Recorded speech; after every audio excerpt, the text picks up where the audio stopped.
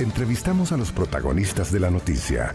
Con responsabilidad y objetividad, presentamos Punto de Vista. Analizar los eventos que definen el rumbo del país. Presentamos Punto de Vista. A nombre de Miguel Figueroa en la consola de sonido, aquí en la cabina azul de la poderosa YSKL, Manuel Pacheco y Neri Mabel Reyes, junto a nuestro invitado, le damos la cordial bienvenida a Punto de Vista en la mañana de este martes. Gracias a Cemento Regional, construyamos juntos nuestros sueños, construyamos desarrollo. Ya puedes encontrar el super cemento en El Salvador. Cemento Regional, pide ya el tuyo al 2240-9900. ¿Qué tal, Manuel? Buenos días. Buenos días, Neri. Muy bien, iniciando Punto de Vista y por supuesto para darle seguimiento a los temas que acaparan también la atención en nuestro país. Vamos a conocer hoy el trabajo que se está haciendo con el partido Nuestro Tiempo. Hoy el director de Asuntos Políticos de dicho instituto político nos acompaña, el exdiputado Juan Valiente, está en la cabina azul de la poderosa YSKL. Bienvenido, muy buenos días. Buenos días, un gusto compartir con ustedes. Gracias por comenzar su mañana aquí en la poderosa YSKL. Iniciemos hablando sobre la expectativa preparatoria para el evento electoral. Nuestro Tiempo, desde el año pasado ya con toda su estructura, ¿cómo van? ¿Le ha dado seguimiento a esto del calendario electoral definido? ¿Ustedes como partido van a formar parte en la participación de los comicios? Por supuesto, nosotros estamos a punto de realizar el proceso de elecciones internas para confirmar las autoridades partidarias y a final de este mes vamos a estar ya iniciando el proceso interno para inscripción de personas interesadas en ser candidatos a diputados de la Asamblea Legislativa y esperamos que también en algunas municipalidades podamos contar con propuestas de consejos municipales. Inicialmente, licenciado, van por la elección del directorio interno o ya fue electo el directorio del partido. No, ahorita hay un directorio que es el fundacional, el que está descrito en la escritura de Constitución y vamos durante este mes de marzo a realizar las elecciones internas para directorio y también vamos a dar por abiertas las elecciones para elegir a nuestros candidatos a elección popular el 2021. ¿Y cuál es, por ejemplo, es el perfil de un proceso interno de elecciones y sus candidatos? ¿Qué esperarían? ¿Cómo han visto la aceptación de Nuestro Tiempo para que hayan personas que digan quiero formar parte del directorio? Bueno, hemos tenido de manera interesante muchas personas de distintos sectores de lo que tradicionalmente pudiera haberse conceptualizado como de ideología más de centro izquierda, pero también de ideología centro derecha, personas que se han acercado y que han estado dispuestas a participar en este proceso. Esperamos que una vez que abramos el proceso, que será a finales de este mes, podamos entonces ya con más tiempo, ¿verdad? Porque tenemos cerca de 3 meses y medio, con más tiempo, recorrer, digamos, el territorio, algunas áreas que tal vez no hemos recorrido hasta ahora, y evaluar el interés ciudadano de participar. Nosotros lo que buscamos son personas, en principio, que tengan demostrada reputación de servir, personas que han estado involucradas en el desarrollo de su comunidad, que hayan estado no en política electoral antes, no es un elemento definitorio, pero ciertamente preferiríamos contar con personas que no hayan tenido mucha experiencia pública, pero que por su capacidad, por su honestidad, por su decencia, tengan pues el perfil que andamos buscando para que representen al partido en las elecciones. Lo que andamos buscando son personas con las cuales los ciudadanos se sientan cómodos, personas que los ciudadanos respeten. No tanto nos interesa el tema del partido como el sentido que los candidatos sean representantes genuinos de la sociedad civil. Y con esta consideración, licenciado Valiente, nos quiere decir, por ejemplo, que no está vetado el ingreso de quienes hayan tenido antecedentes ya políticos en ejercicios públicos, pero que no es tampoco un capital que ustedes están tratando de aprovechar.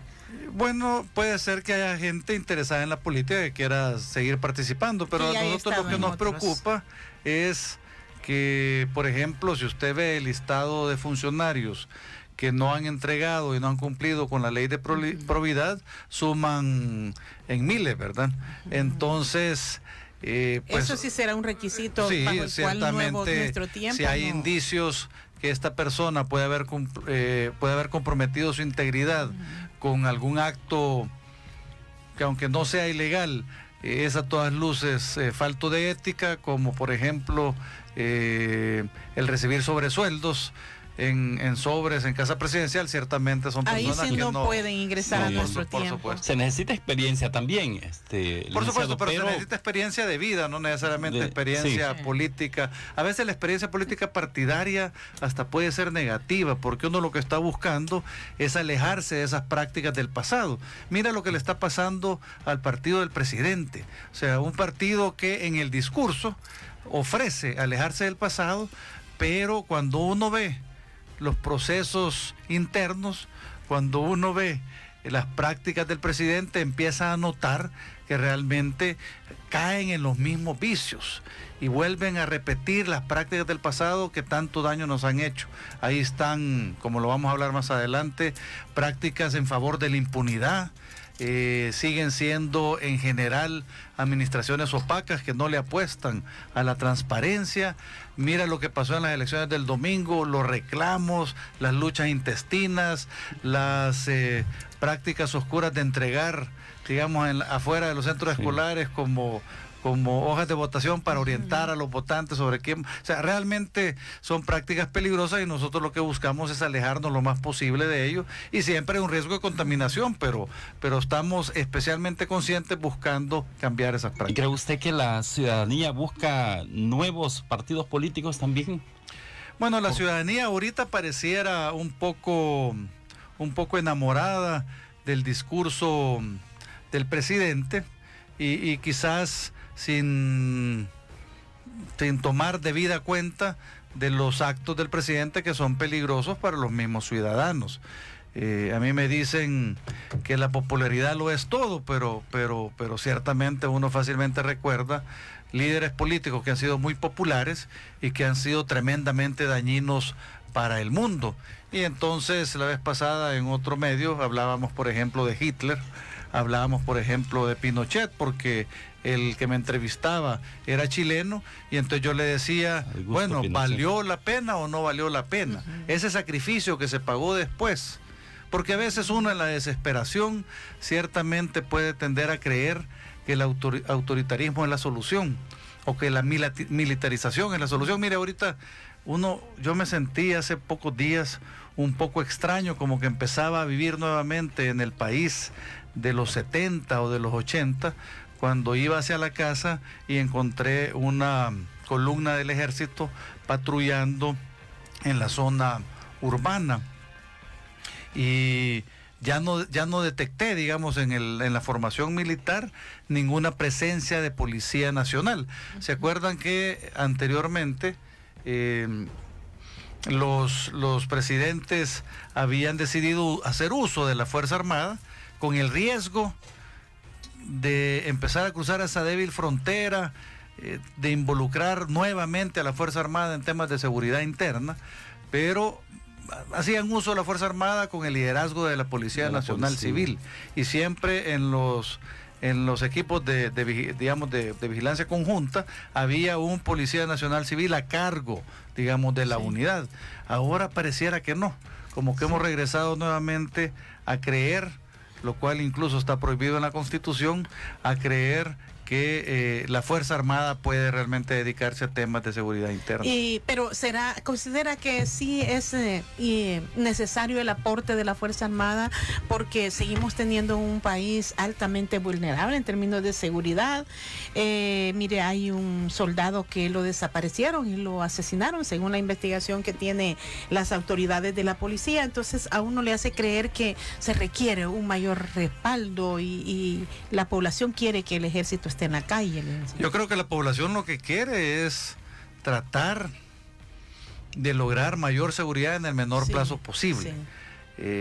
A veces el tener al ejército en la calle, a las tanquetas en los redondeles, pues puede darle a uno una sensación de seguridad mayor, aunque las cosas no sean así. Por ejemplo, yo les digo, miren, ahí la niña Ceci, que trabaja conmigo en la oficina, ella todos los días se va angustiada si no se logra ir a las 4 de la tarde, porque sabe que si entra después de las 6, le puede ir mal a donde vive, y no vive en una zona, digamos, como muy rural, pero ustedes saben que hay territorios en el Gran San Salvador donde realmente el plan de control territorial pues no ha llegado, porque los que ejercen el dominio territorial siguen siendo los mismos. Debería estar ahí entonces, digamos, un despliegue de ese tipo. Yo creo que sí debería haber un fortalecimiento de la capacidad represiva del Estado, por supuesto.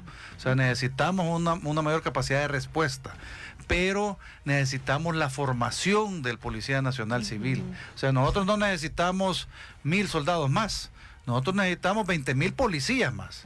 Entonces, como que puede ser que temporalmente, porque ustedes saben que el policía formarlo tarda un año y medio, ¿verdad? Un año quizás si lo hacemos, pero un soldado lo sacamos en 3 meses, ¿verdad? Pero el soldado no tiene conocimientos que son necesarios para el tema de la seguridad pública, especialmente al interior de la República. Por eso se considera que es un apoyo de la Fuerza Armada. Por eso Armada. debería ser un apoyo únicamente, pero no una fuerza líder en el proceso de control de estas bandas delincuenciales.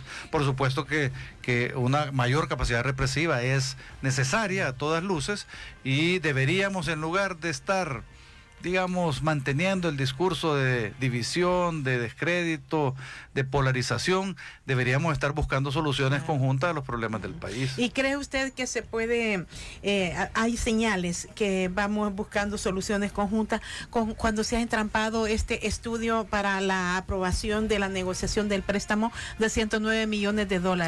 Mire, ese préstamo de $109 millones es, a mi juicio, una excusa más para seguir en el enfrentamiento de uno y de otro lado. Cuando uno piensa en el monto, tal vez la gente, cuando uno piensa en 100 millones o 109 millones, uno dice, es un montón de dinero, ¿verdad? Pero cuando uno piensa en el presupuesto nacional son cerca de $6,000 millones. O sea, conseguir $100 millones es relativamente para un fácil. País, ¿verdad? No, sí, yo porque conozco algo de las finanzas públicas. Con solo quitar los seguros médicos privados que disfrutan muchos funcionarios públicos en instituciones del Estado, incluso en instituciones autónomas, tendríamos por lo menos cerca de la mitad o más de ese monto. Continúa esto de los seguros privados. Ustedes tienen información. Sí, continúa. De hecho, lo que me dijeron algunos diputados que estaban en la línea de tratar de quitarlos era que estos seguros privados eran parte de contratos colectivos de trabajo, y entonces que no se podía violar los derechos de los trabajadores. Y yo les digo, bueno, eso puede ser cierto, pero yo también estoy seguro que si se pasa una ley especial de ahorro y austeridad, en la cual de una manera temporal, para darle una prioridad al uso de los recursos públicos, se suspenden ciertos beneficios que que yo creo que a criterio de la mayoría de los ciudadanos no son bien vistos, no son bien vistos, y son vistos hasta como un beneficio indigno. Sí. Entonces, lo que pasa es que si ni uno lo hace, ni el otro tampoco lo hace.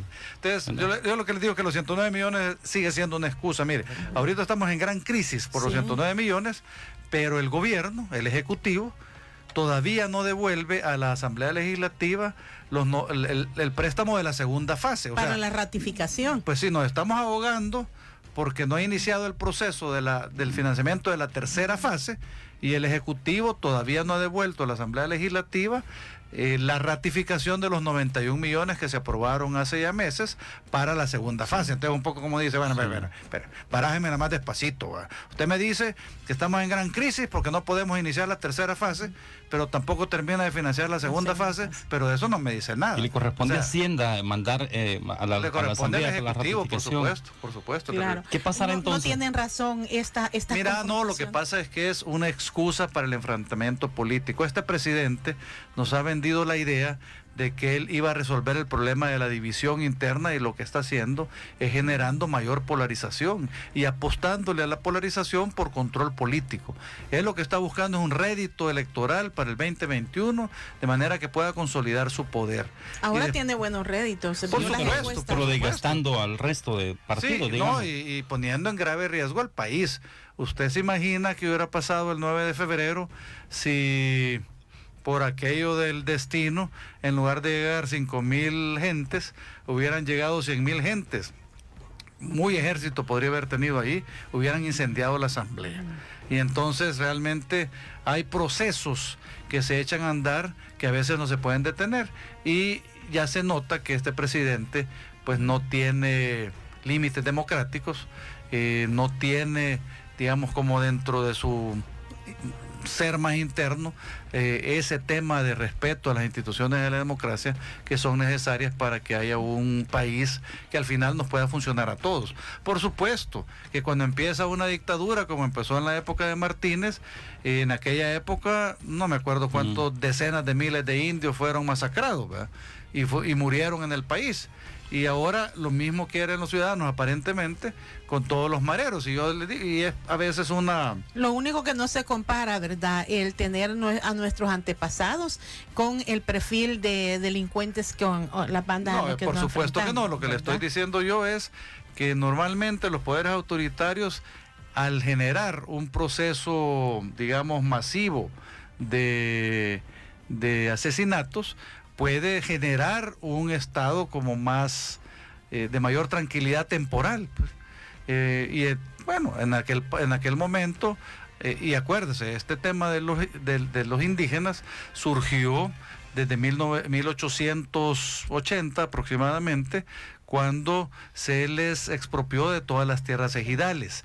Entonces tuvimos que esperar 50 años para un conflicto social de una magnitud importantísima, precisamente por lo que se había hecho y que se había buscado una fuerza militar que al final lo contuvo. ¿Qué pasó después? Bueno, contuvieron esa protesta social que tenía fundamento, digamos, por cuando uno conoce la historia o ve la historia, pero después de 1930, bueno, llegamos a 1980, 50 años después, ¿verdad? Y viene otra vez una protesta por los regímenes militares. En ese momento la naturaleza era diferente, era un poco el tema de la falta de espacios políticos, un poco el tema de la represión y la intimidación, derechos humanos, sí. ¿Qué se hacía en ese momento? En ese momento, cuando había un opositor político, iban y lo sacaban de su casa y después ya aparecía allá en el playón, ¿verdad? Bueno, ¿ahora qué hicieron? Ahora mandó Nayib a las casas de los diputados a decirles, miren, los vamos a acompañar en una evidente intimidación a los opositores políticos. Incluso se atrevieron a ir a la casa del general Mauricio Vargas, lo cual a mí me pareció como una cosa inaudita, que los policías, o sea, no sé si sabían a dónde iban, pero es sorprendente que a un militar, ¿verdad?, hayan querido irlo a intimidar sin una orden escrita, simplemente en una acción política de uso indebido de la fuerza de seguridad pública y militar en contra de los adversarios políticos. Entonces el riesgo es alto, los beneficios a corto plazo pueden ser evidentes, pero realmente para un desarrollo a largo plazo sería un gravísimo error para el país volver a regímenes autoritarios. Las 7:22 de la mañana hablamos hoy con el director de Asuntos Políticos del partido Nuestro Tiempo, el licenciado Juan Valiente. Lo han escuchado ya, es uno de los partidos que se prepara para hacer la elección interna de sus autoridades y posteriormente también el proceso de inscripción de candidatos para formar planillas para la elección de diputados y también de consejos municipales de 2021. Ya regresaremos, son las 7:22. Siempre vamos en busca de la verdad, para que usted forme su punto de vista. Con Impresa Repuestos, garantía por más tiempo. Somos la única empresa que ofrece la mayor garantía del mercado en más de 70 líneas de repuestos de calidad para tu vehículo. Y así, proteger tu seguridad. Más garantía sin tantas vueltas. Muévete seguro. Muévete a Impresa Repuestos. 7:32 de la mañana. Continuamos hablando hoy con el director de Asuntos Políticos del partido Nuestro Tiempo, Juan Valiente, nuestro invitado de hoy.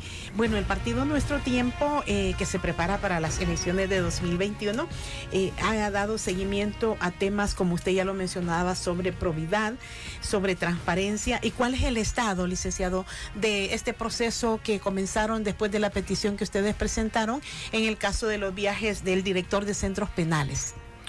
Bueno, realmente el Instituto de Acceso a la Información Pública acordó, sentenció que sí era información pública lo que estábamos demandando conocer, que está de hecho en la ley, en el instructivo, dice claramente que cuando el viaje es financiado por un gobierno extranjero o una ONG o otro tipo de organización extranjera, que se requiere que el funcionario revele el nombre de la institución que lo financió y el estimado del gasto si no se conoce a ciencia cierta el gasto en que se incurrió.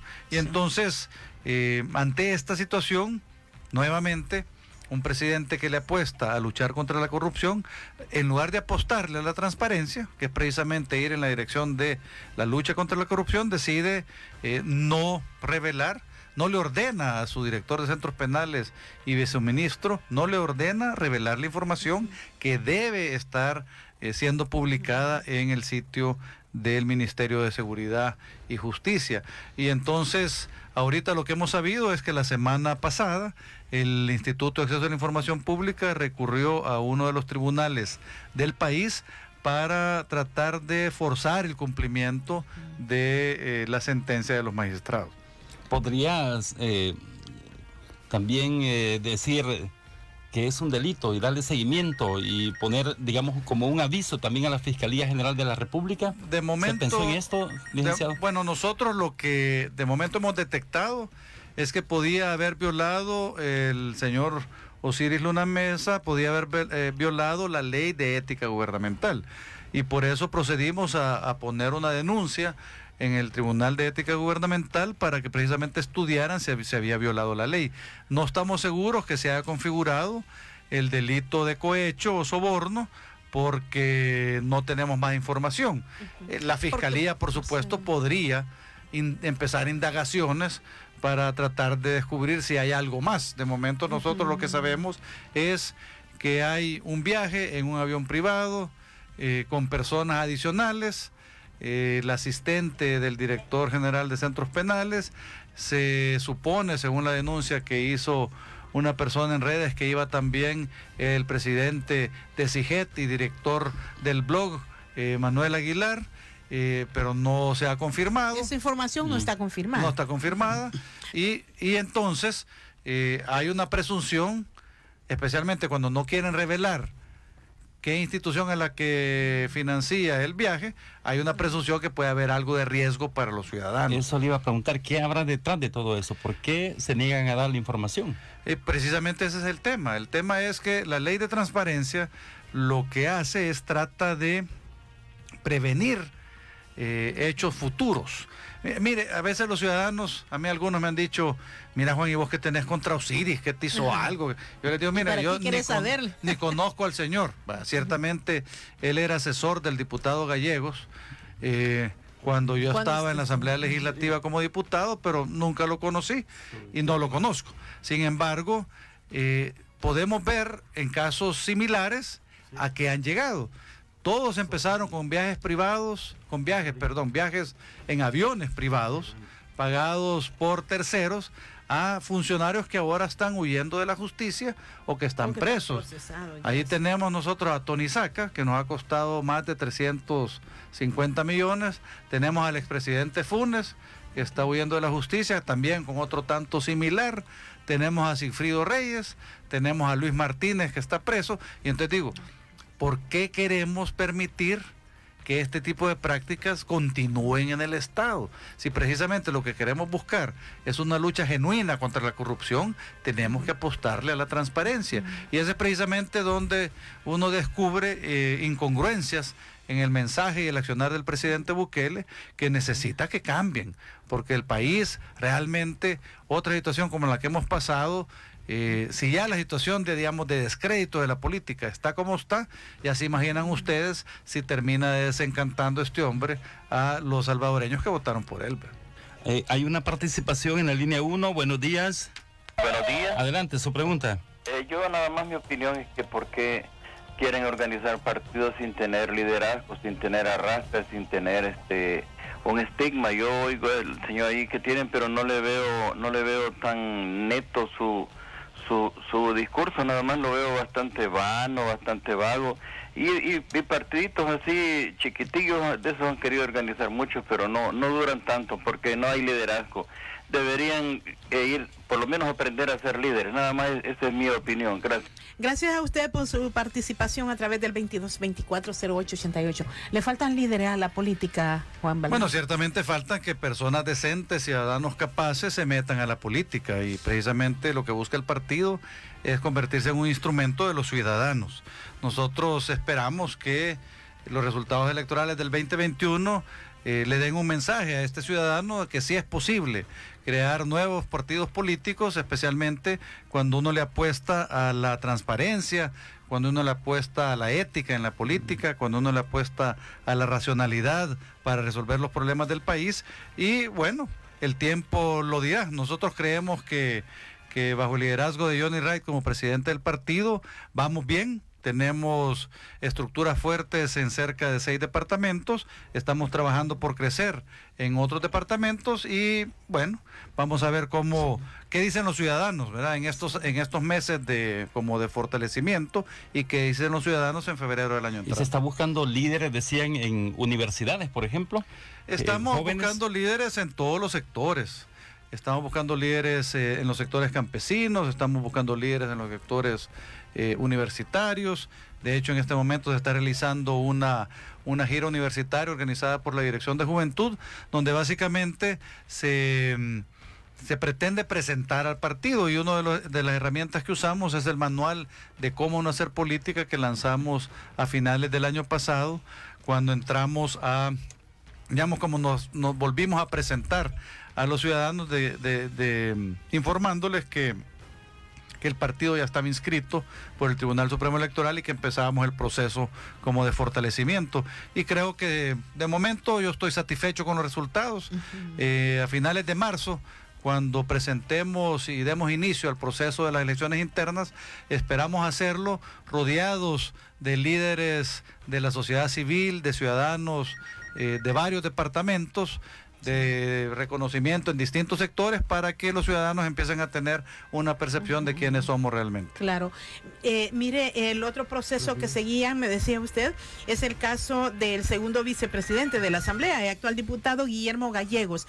Decía él que había sido ya sobreseído en alguno de los procesos. Otras fuentes dijeron que el Tribunal de Ética había dicho que en algunos diputados había información incompleta, porque al final se estaba investigando a todos los diputados. Bueno, realmente, mire, yo llegué a la Asamblea Legislativa en mayo del 2015.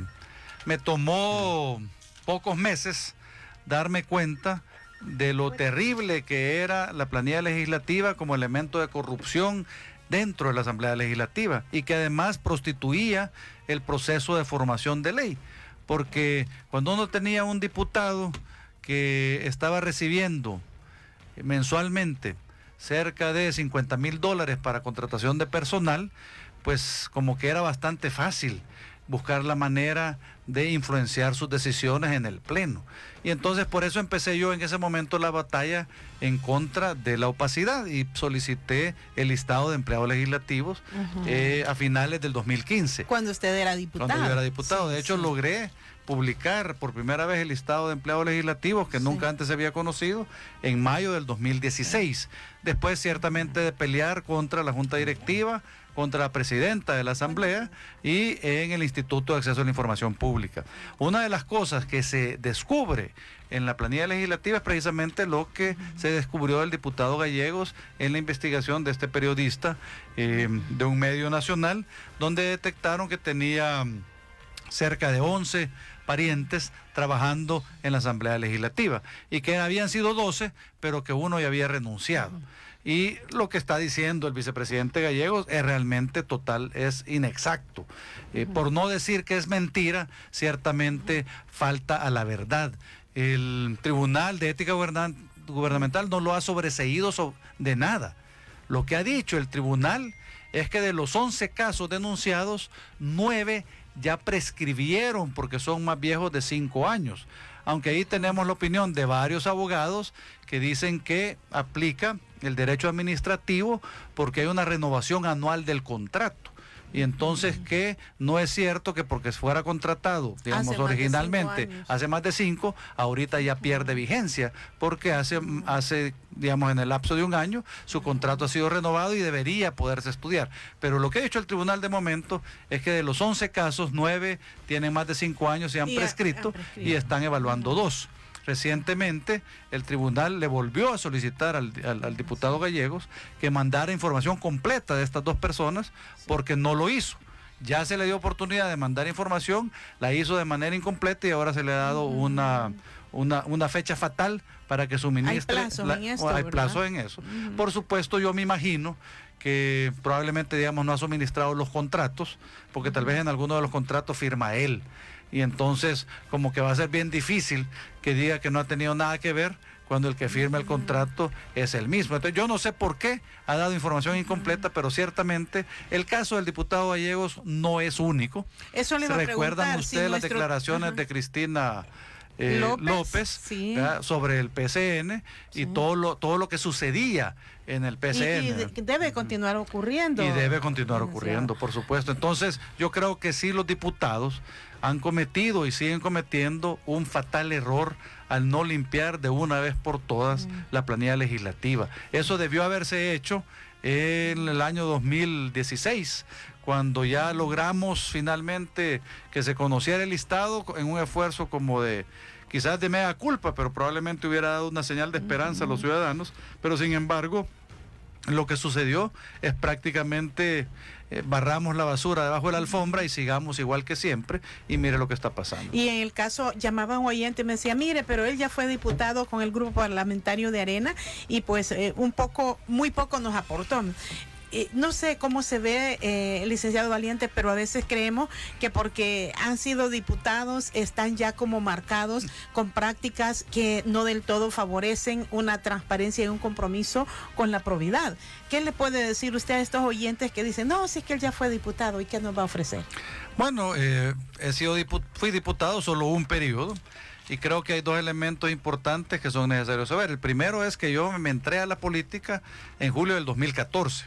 Sí. Después de cerca de 25 años de ejercicio profesional y de trabajo en muchas fundaciones y ONGs, y decidí entrar a la política por varias razones. En parte porque creía que sí había un esfuerzo genuino de renovación, que al final resultó ser más discurso que acción. Ajá, porque era el momento de Arena que estaba anunciando que iba a haber realmente un cambio profundo de prácticas, y después resultó que no. El llamado del Papa Francisco, que decía que los cristianos también tenemos un compromiso de servir en la política y que no podemos rehuir a esa responsabilidad y obligación, y que es una de las formas, digamos, más altas del servicio. Y entonces por eso entré. Cuando me dicen que no hice nada, bueno, gracias a la gestión que yo tuve, ciertamente ahora se conoce con mayor facilidad el listado de empleados legislativos. Esa batalla me tomó a mí cerca de 6 meses. Gracias a las denuncias que yo hice desde la campaña electoral y que empecé en la Asamblea Legislativa junto con Johnny Wright, logramos que el seguro médico privado, del cual gozaban los diputados y los más de 2.000 empleados de la Asamblea Legislativa, ya no exista en la Asamblea Legislativa. Se logró que para el 2016 ese seguro ya no se renovara. ¿Por qué? Porque empezó a ser un problema incluso para las compañías que prestaban el servicio. Usted se imagina que en ese momento la póliza que tenía la Asamblea Legislativa permitía que una mujer embarazada pudiera irse a Estados Unidos a tener su hijo allá. Y lo pagaban con los recursos de los ciudadanos, los impuestos que pagamos todos. Se habló de cirugías también. Se habló de cirugías plásticas, que eso no llegué a constatarlo, pero que tenía como suficiente fundamento, y entonces, o indicio, ¿verdad? Y entonces, realmente yo creo que esos son logros importantes. Propuse algunas reformas de ley que no se lograron aprobar, pero que ahí están. Una de ellas es la ley especial de ahorro y austeridad, que nos permitiría generar cerca de 200 millones de dólares para las prioridades del país. ¿Y cómo se haría eso? Se haría quitándole los seguros médicos privados a los servidores públicos para que usen el sistema público de salud y el sistema del seguro social, eliminando innecesariamente, digamos, el uso innecesario de recursos como vehículos, como celulares, como viajes y viáticos, como publicidad. Y entonces había una serie de criterios para generar recursos, y esos recursos ponerlos a donde fuera prioritario para los ciudadanos, que al final es seguridad, salud y educación, pero de una manera genuina. También está la ley de reducción de junta directiva, que en lugar de ser 14 miembros como eran antes, fueran 7. Sí. Ciertamente, bueno, ahora son 11, ¿verdad? Sí. Algo se logró, sí, pero ciertamente son batallas que se han dado alrededor de eso. Y luego fui también, si no recuerdan, uno de los 10 diputados con más iniciativas en la Asamblea Legislativa en todo el periodo 15-18. ¿Y eso es por qué? Porque ciertamente me tomaba en serio mi trabajo de revisar las iniciativas, de preparar iniciativas y acompañar a aquellas que creía que valían la pena. Estos son los antecedentes que marcan la trayectoria política de nuestro invitado de hoy, el director de Asuntos Políticos del partido Nuestro Tiempo, Juan Valiente. Gracias por habernos acompañado, y ahí le estaremos llamando para tenerlo acá. No, un gusto programa. Y ojalá que los ciudadanos estén atentos a las acciones de Nuestro Tiempo, y esperamos que puedan ayudarnos en este proyecto de lograr mayor decencia en la política nacional, de apostarle genuinamente a la transparencia, de luchar genuinamente contra la corrupción y la impunidad, y de construir país y no destruirlo generando división. Estamos concluyendo nuestro programa de hoy. Les recordamos que en breve la entrevista con el director de Asuntos Políticos de Nuestro Tiempo, Juan Valiente, estará también en nuestro periódico digital radioyskl.com. Porque